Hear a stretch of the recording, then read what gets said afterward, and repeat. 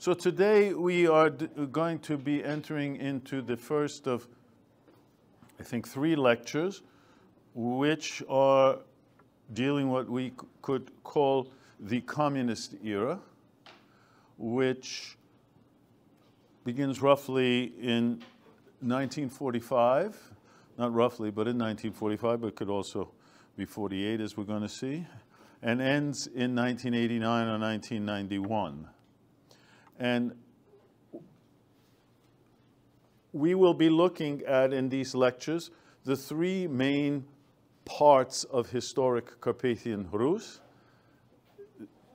Subcarpathian Rus, which is in Soviet Ukraine, the Soviet Union, the Prešov region, which is in what was then Czechoslovakia, and the Lemko region in Poland.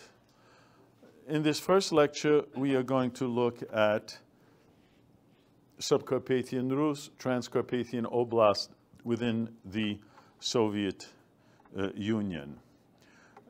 During this period, this was the largest part of historic Carpathian Rus, that province that we've been speaking about called Subcarpathian Rus. And in this era, it is an integral part of the Soviet Union. Now, during the nearly half-century of Soviet rule, the political, socioeconomic, and cultural life of this region, now officially called the Transcarpathian Oblast of Soviet Ukraine,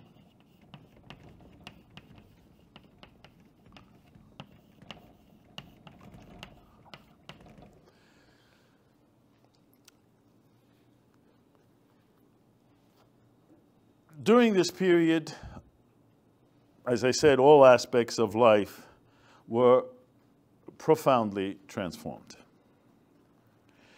Among the first goals of this new Soviet regime was to determine and to secure the borders of the Transcarpathian Oblast, or Transcarpathia. Basically, the borders of that region coincided with those of interwar Subcarpathian Rus when it was part of Czechoslovakia, with the small little changes here around Uzhhorod. They straightened out the border. But most importantly, they moved the border a little bit westward, the Soviets did, in order that the Soviets could control a little town down here, which was a major rail hub, connecting all of the railroads to the Danubian Basin, and we know that this was the important thing for the Soviets. So that they moved the border west, so this town, which is actually called Chop, could be within the directly Soviet sphere. Now, we can look at this. These are lines on the map, a little bit here, a little bit there, but they weren't just lines on the map. The region now was part of the virtually sacred Soviet fatherland, and since it was sacred, it needed to be protected against any possible future invasion from the West, epitomized by Germany in Stalin's mind, the head of the Soviet Union, still deep-seated fear of those Germans. And so already in November 1945, a barbed wire fence with watchtowers was constructed all along this boundary between the Soviet Union and Czechoslovakia. It was a deterrent to the large numbers of Carpatho-Rusyns who opted to move westward, because technically they were still Czechoslovak citizens for a while. They could have moved, and some of them did, and they were. Now we have to stop this. Also, by the way, the southern borders with Hungary were also fortified, as was the border with Romania. And if you couldn't put barbed wire fences on land, well, then you put them on the shores of rivers, again, to keep people from leaving. And finally, in July 1947, the Soviet government in Moscow decreed that all of Transcarpathia was henceforth, quote unquote, a restricted zone of the highest level. A restricted zone of the highest level. What did that mean? Well, it got installments of heavy armed weapons, eventually rockets, where the Soviet Union would be able to defend itself, if necessary, against the rest of Europe. Also, internal movement was restricted. There were even border checkpoints all along the Carpathian Mountains that connected Transcarpathia to the rest of Soviet Ukraine. And so, by the way, as strange as it seems, those border checkpoints are still there after more than 30 years of independent non-Soviet rule, independent Ukrainian non-Soviet rule. You come to the border and there's still a barrier and there's an armed person there. I mean, they let you go through, but it still carries over. So this area was kind of actually isolated. Soviet Union. So what was this Soviet Union to which now historic Subcarpathian Rus, renamed Transcarpathia, belonged? Well, the Soviet Union was born out of the Bolshevik Revolution of 1917 in the course of World War I. Although the Soviet Union was actually formally created as a state not until 1923. The new Soviet state was a union of national republics, initially 4 of them, eventually 17. Each of these national republics was allegedly national in that it was named after a so-called titular nationality. The titular nationality was the group which, in most cases, but actually in a few not, formed the majority of the inhabitants. So in Soviet Ukraine, the titular nationality was ethnic Ukrainians, and so it was named Soviet Ukraine. Now, administratively, these national republics were subdivided into oblasts, regions. Another thing was that, in terms of administrative constitution of the Soviet Union, each of the administrative divisions within the Soviet Union, they could be the village, a city, a district within an oblast, and then to the highest level, the national republic, and then finally to the all-union level with its council or Soviet of deputies in Moscow. So we had councils at all levels. And deputies to each of these councils were elected. A lot of elections in the Soviet Union. It was a big deal, actually. Since the Soviet Union considered itself an egalitarian workers' state, only one party, the Communist Workers' Party, was necessary. And so the vast majority of deputies in each of these councils, whatever their level, were communists, though not all of them. There were some independents. Now, there were 2 guiding principles in Soviet society: administrative centralization and a command economy. So these were the 2 guiding principles of the Soviet system. Centralization. Despite the eventual existence of 15 and 17 national republics and several other autonomous republics and regions within those national republics, all of them were subordinate to the central government and its ministries in the Soviet capital, Moscow. The policies of the government and its ministries were in turn determined by the policies of the All-Union Communist Party. So party and state were interrelated very closely.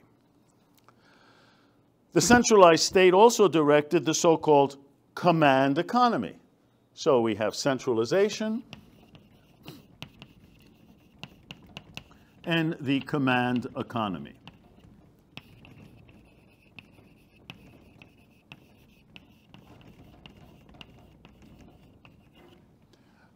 And what was this command economy?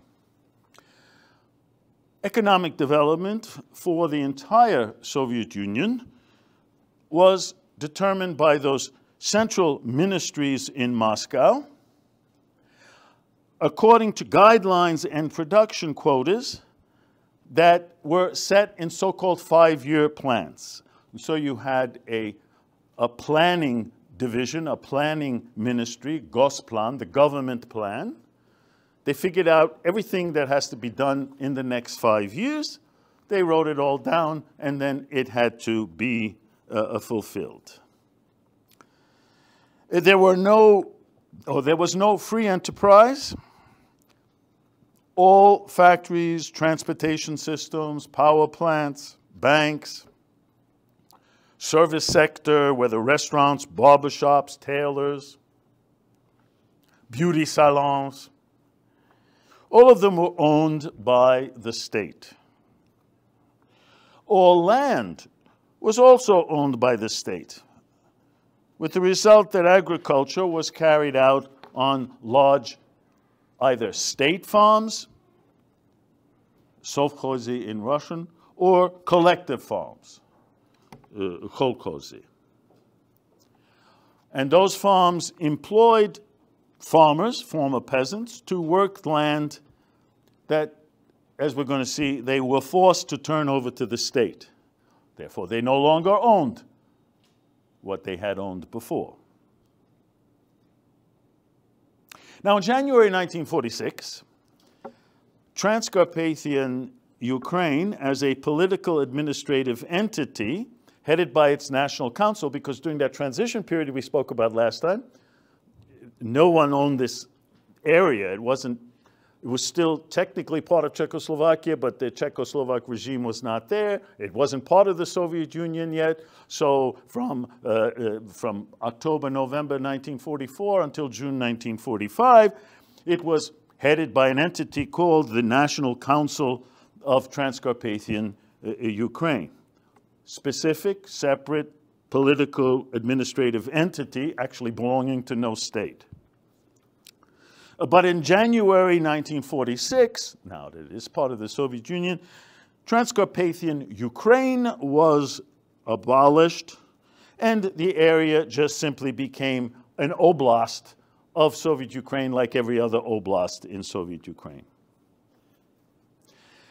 The local oblast authorities, with the assistance of the Communist Party, were expected to make Transcarpathia's political, socioeconomic, and cultural life conform with the rest of Soviet society. We have seen that most of Carpathian Rus, and certainly this area of Carpathian Rus, primarily an agricultural region, and so, not surprisingly, it was the land question. The land question that had historically been of greatest importance to the majority of the inhabitants. And so already that National Council of Transcarpathian Ukraine during the transition period we spoke about in our last lecture, it already during the pre-Soviet period confiscated what remained of the large landed estates under the Hungarian regime and distributed already by December 1944 about 113,000 hectares of land to 27,000 village families. Now, this was certainly something that endeared the new, albeit transitional, regime to a significant portion of the region's peasant farmers. They got land. But their joy turned out to be short-lived. Why? Because beginning already in late 1946, pretty quick, the oblast authorities began the process of collectivization of the land. Communist agitators were sent throughout Transcarpathia to convince, verbally, by force if necessary, to convince the peasant farmers to turn over their land to the collective farm, or in some cases, bigger state farms. The process did not occur without difficulty. Among the well-to-do peasants, all relative, by the way, but nonetheless, there were some that were better off than others. These well-to-do peasants were now labeled according to an a very opprobrious term in Soviet parlance called a kulak. What a kulak was varied depending on the Soviet administration's needs, but basically it meant that a person had one or more employees to assist him or her in running their farm. Of course, an employee could be the wife and their children. But the point was, if you had an employee, whoever it was, you were a kulak, you're bad. And first, the kulaks were addressed through increased taxes, confiscation by the state of a high proportion of their produce, pressure on them to give up their land. By May 1950, the collectivization process was completed. Very quick. Now, since collectivized agriculture was subordinate, like everything else, to the centralized command economy, it became subject to the whims of those policymakers in Moscow. Everything was decided in Moscow, not in the local areas, anywhere in this large Soviet Union. The planners, the government planners, knew best. And the plan was the ultimate thing. And so they set policies for growing products all over the Soviet Union. For instance, between 1955 and 1965, Transcarpathia was declared to be an area that needed to be transformed into a land of orchards and vineyards. And so we have close to 100,000 hectares of land planted with orchards and vineyards. By the way, 20 years later, under Gorbachev, during his anti-alcohol campaign, they ripped up all of the vineyards that they had already planted, or some going back to a long time, and ruined the wine industry, which is only slowly growing, getting back. But it was decided in Moscow. Moscow knows best, the planners know best. Somewhat more successful was the industrial sector. Soviet policymakers invested in already existing, but now state-owned lumber mills, chemical factories, food processing plants, which were expanded and provided with the latest, at least Soviet technology. It's interesting to note that whether or not these and the many smaller enterprises could have survived in a free market economy, they were able to function in a large state-driven Soviet economic system. So, for instance, if your local Walmart is not doing well and is losing money, they're still going to stay in business because it's part of a larger operation of Walmarts all over North America that'll make up the losses of this one area. So we have the similar type thing. The gigantic Soviet Union, the state owns everything. So if local plants are not making any kind of profit, or what's the difference? They can still function. Even more importantly, these enterprises provide steady employment to large sectors of society, like Transcarpathia traditionally was, at best, able to provide its inhabitants only with a subsistence-level existence based on their small-scale agriculture and livestock raising. So now they had an alternative. They could get a job in a local plant.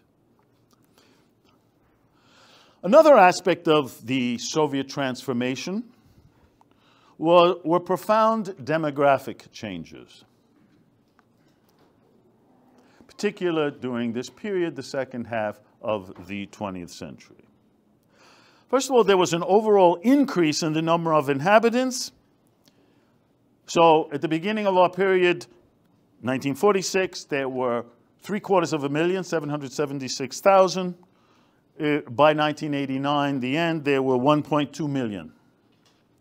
Particularly noticeable was the population increase in urban areas, like the Oblast Administrative Center, Uzhhorod, which you know, and its second largest city, Mukachevo, their population, Uzhhorod's population, increased fivefold from 26,000 at the beginning of the period to 117,000 later. So enormous growth of the population en général and in particular in urban areas. Now the nationality composition of the population also changed. Not just numbers were growing, but who?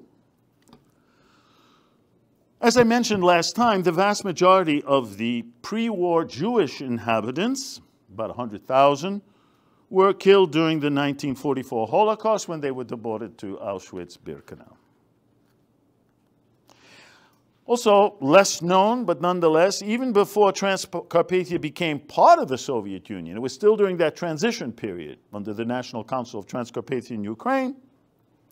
In November 1944,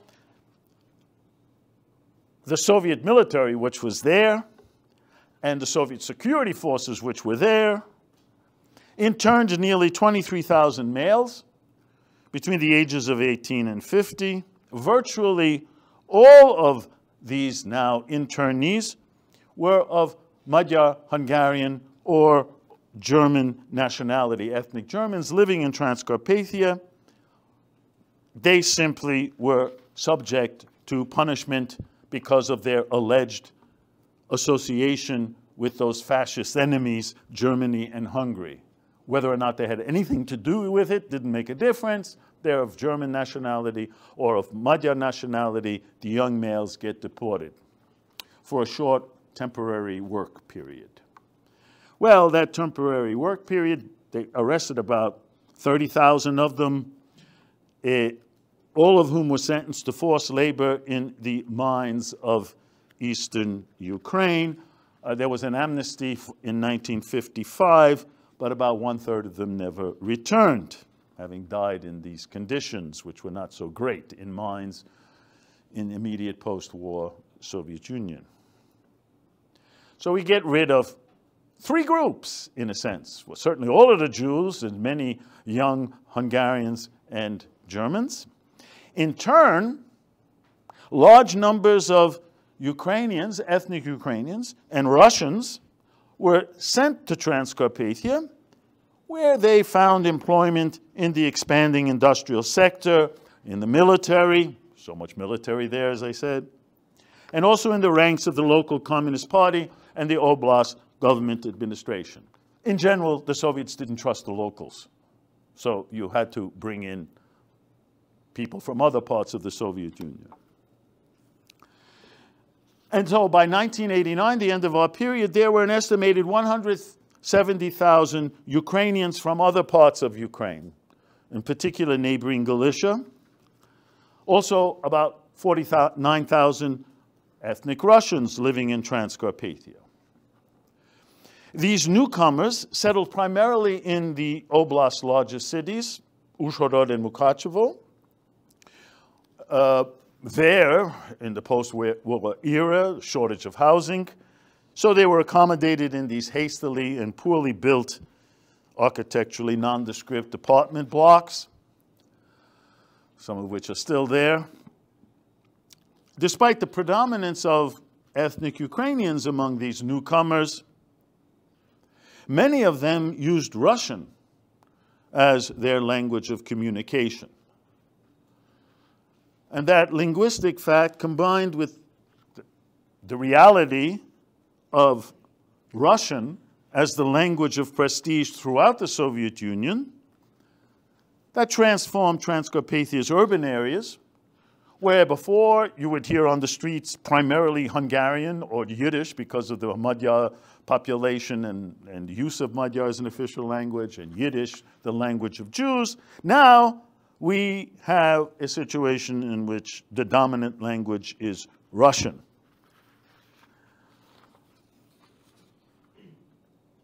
Now, ever since the Bolshevik Revolution of 1917, which in the end brought the Soviet Union into existence,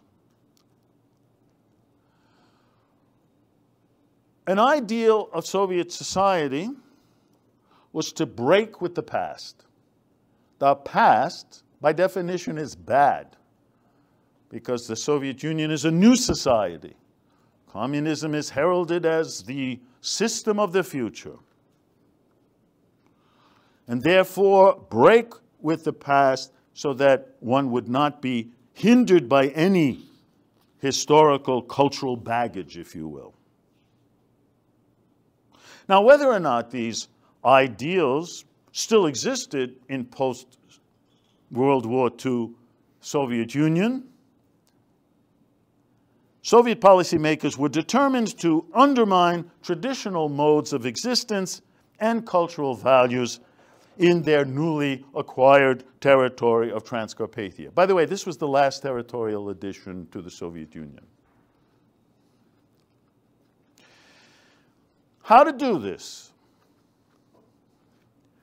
Well, the very first step was to clarify the national identity of the majority of the East Slavic population.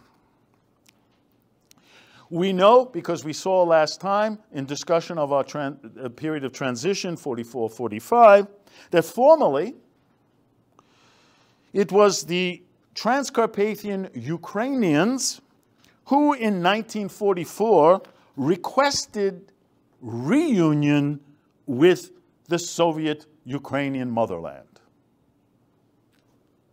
And it was on those grounds that the Soviet Union justified the annexation of Subcarpathian Rus from Czechoslovakia.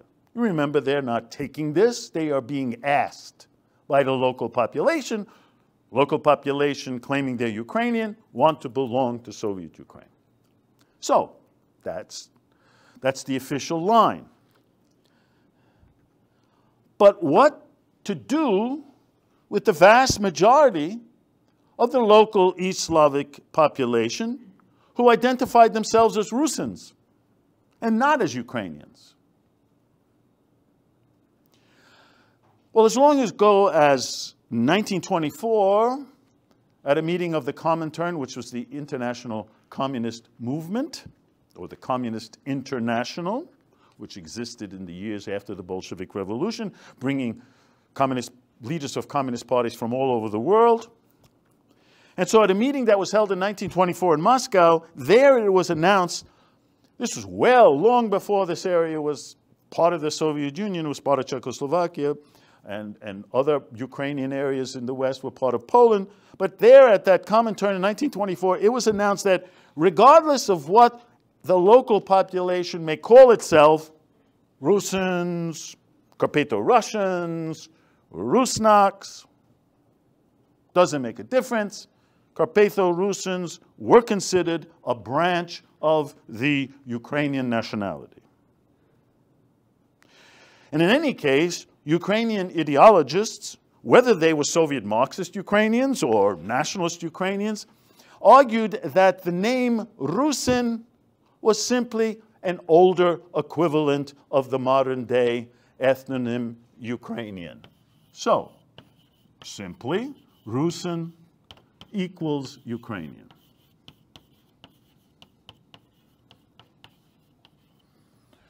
the ideological stance. Reality on the ground may be something different, but doesn't make a difference. It was decided. And so when the first census was taken in 1946 in this area, and people were asked about their national identity, their nationality, and by the way, on Soviet documents, you had to have a nationality. It was required. And so anyone who answered Rusin, and of course there were numerous, was simply recorded as Ukrainian. And that was that. The result being, after 1946, the Carpatho-Rusyns nationality ceased to exist in Soviet Transcarpathia. And anyone who might continue to use that identity label was considered a potential or actually anti-Soviet counter-revolutionary. Because the authorities make the decision. If you don't agree with it, then there must be something wrong with you. Either you don't have something right in your head, or you're deliberately doing this, which means you're against the system, you're against the decision, you're a counter-revolutionary. Now, the decisive manner in which the Soviet authorities were prepared to back up their ideological views became evident in the way that all non-communist civic, cultural, and religious activists were treated. Already in December 1944, again, still during that transitional period, when the Transcarpathian National Council still existed, that council set up a special tribunal to pass judgment on individuals who were in any way connected with the defeated fascist regimes that had recently ruled over the region, and in particular Hungary. And even before that, Carpatho-Ukraine was thrown into the mix. The special tribunal that was set up, or People's Court, this is the Soviet Union, and therefore the court was authorized to pass only two judgments. Either 10 years of hard labor or execution. Actually, many Carpatho-Rusyn activists who were part of the Hungarian regime, not all of them fled, some of them remained in the region. Why? Well, you know, they believed that just like with previous regimes, whether it was under the Habsburgs or under Czechoslovakia or even Hungary during World War II, they could reach some kind of accommodation with the new rulers. You know, you could always work something out. They learned quickly how the Soviet regime was different. In May 1946, several now accused collaborators, and that included the well-known pre-war, wartime Carpatho-Rusyn politicians like Andrei Brodii, some of you wrote about him, and Stepan Fencik, were given the death sentence and promptly executed. Those leaders who did not remain in the region, in particular officials from that autonomous Carpatho-Ukraine, and Carpatho-Ukraine was no good because it was nationalist Ukrainian. They had, of course, left when the Hungarians invaded the province. They lived in various parts of Central Europe, but they too were hunted down by Soviet counterintelligence agents, Smersh, which means death to traitors, agents operating in Prague and Bratislava, which was not even part of the Soviet Union. And so these people from Transcarpathia, these leaders, in particular of Carpatho-Ukraine, brought back to the Soviet territory, imprisoned. Some, like the president of Carpatho-Ukraine, Avhustyn Voloshyn, died in prison in Moscow before beginning to serve his term. Now, another symbol of the past that from the Soviet perspective needed to be destroyed was the Greek Catholic Church. We've spoken about the church, particularly the Greek Catholic Church, several times. Still not the only religion among Carpatho-Rusyns, but the dominant one. The other one being Orthodox. Already in 1946, the Soviet authorities outlawed the Greek Catholic Church in neighboring Eastern Galicia.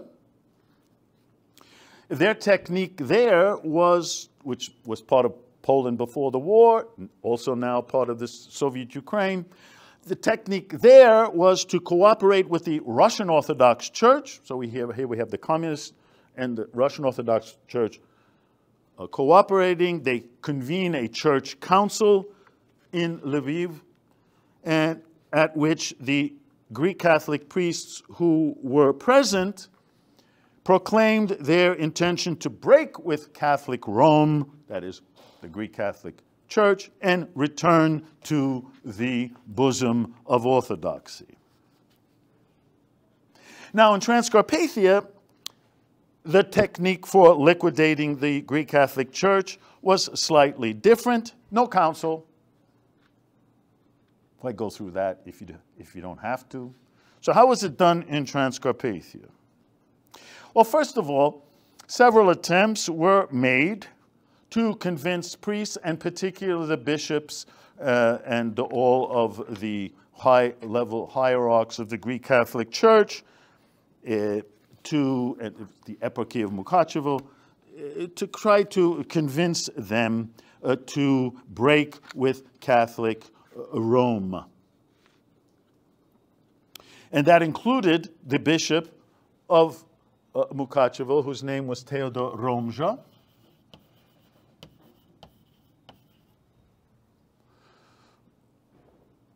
You can still be a bishop if you want, you just have to break with Rome and become Orthodox. Well, they refused.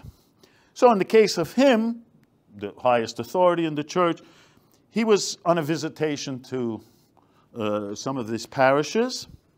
He's returning in his carriage, horse-drawn carriage, and a traffic accident was arranged. A truck came, pushed the carriage off into the ditch. The bishop was kind of seriously hurt, but he survived.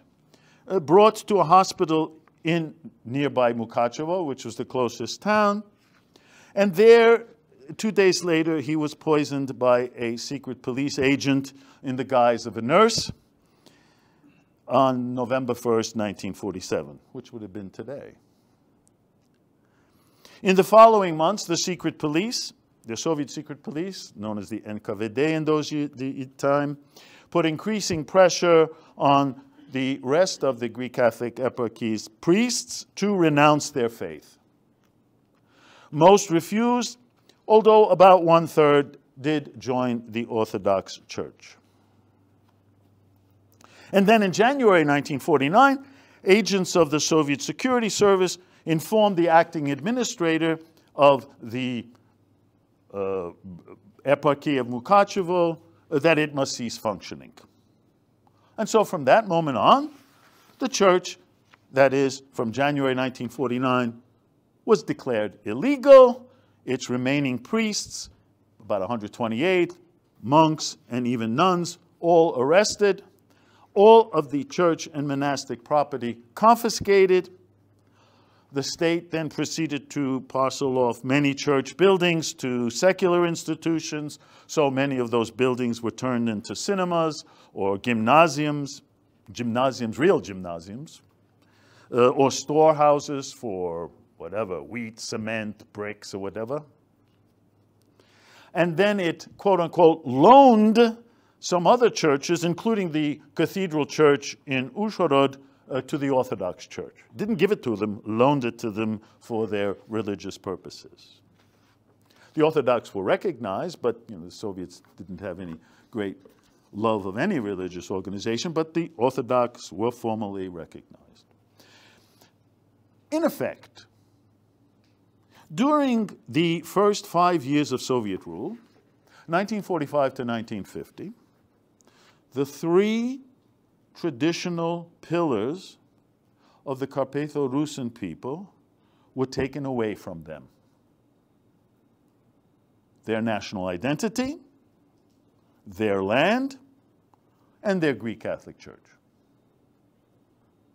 And all of this was being done during the last 8 years of rule under the supreme Soviet ruler and savior of the fatherland in the war against Nazi Germany, Generalissimo Joseph Stalin.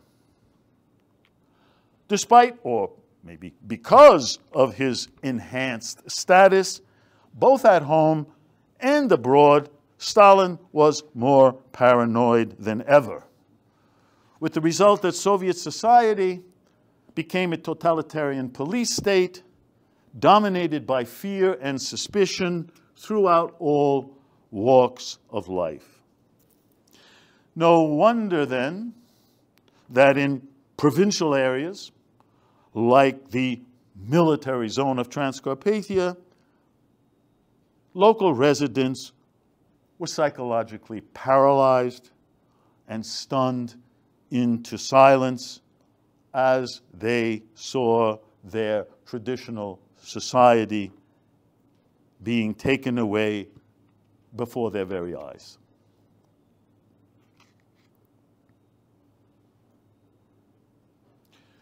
Okay, we get rid of the old.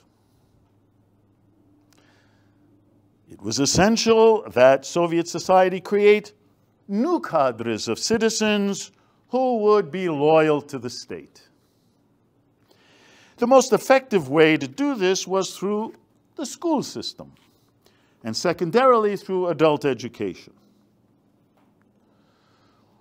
At the civic level, all of those former cultural institutions, Dukhnovich Society, Prosvita Society, Subcarpathian Scholarly, all abandoned, all closed, regardless of what their national orientation was. Beginning in August 1947, even the libraries in the reading rooms of those societies and elsewhere were stripped of their books, which were destroyed because of association with previous bourgeois capitalist regimes. Laws were adopted making it a crime to keep such books in private libraries. So if you were caught with a book published before 1945, you could be charged with anti-Soviet activity. That's why it was so difficult to get these books, but some of us got them subsequently. On the other hand, tens of thousands of new books published in hundreds of thousands of copies and books which were approved by the Communist Party were sent from other parts of the Soviet Union into Transcarpathia. In effect, no books could be published or even read legally without the prior approval of the Soviet Communist Party and its all-powerful censors. Now, of particular importance for the diffusion of Soviet ideology was, as I said, the school system, which is always key in running any society. This is how you change people's minds. Within the first 5 years of Soviet rule, the regime nearly doubled the number of elementary and secondary schools, as well as middle-level schools. In this context, a major achievement was the establishment in 1945 of the first higher-level institution of learning in the entire history of Subcarpathian Rus, or Transcarpathia. The University of Uzhhorod was established with faculties in history, philology, medicine, and biology. Soviet investments in a whole host of schools at various levels did indeed provide opportunities for a large segment of Transcarpathia's inhabitants to acquire a higher education within their homeland. A not insignificant number, by the way, of these graduates went on to make very successful professional careers at distinguished universities and research institutes in other parts of the Soviet Union, in particular in Moscow, in Leningrad, in Kiev, and other major centers of the Soviet state. Now in Transcarpathia, the language of instruction was Ukrainian. After all, these people are Ukrainian, right? A required second language was Russian. As for the local Rusin language, it was non-existent. You know, the famous line of Stalin, "Нет народа, нет проблема." No people, no problem. So if there were no Rusins, then there's no Rusin language. Although ironically, the spoken Rusin vernacular remained the common spoken language in rural villages. What are you going to do? Kill all the villagers and kill all the kids? Or the grandmothers who pass this stuff down? Now, whereas the younger generation in villages continued to speak Rusin, they learned nothing about their local Carpatho-Rusyns culture. All students may have been familiar with the great Ukrainian and Russian writers, Taras Shevchenko, Ivan Franko, Alexander Pushkin. But they were taught next to nothing, if anything at all, about the national awakener of Carpatho-Rusyns, Alexander Dukhnovich, or about any other Carpatho-Rusyn writers and cultural activists. You know more about them now than these kids knew during the communist era.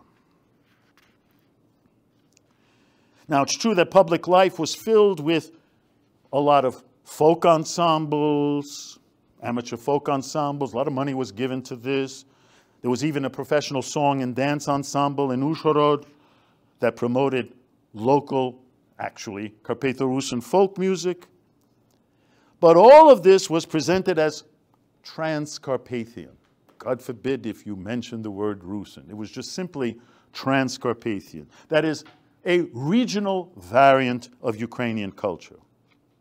And even those who wanted to distinguish themselves from the rest of Ukraine did so by referring to vague descriptors like the Transcarpathian people, or even the Transcarpathian language, or simply po-nashemu, that is, in our own way. If aware at all about Carpatho-Rusynism, a Transcarpathian would be quick to respond that it was something from the past. And in a Soviet political environment that was ever suspicious of previous regimes and previous national labels, such a past should best be forgotten.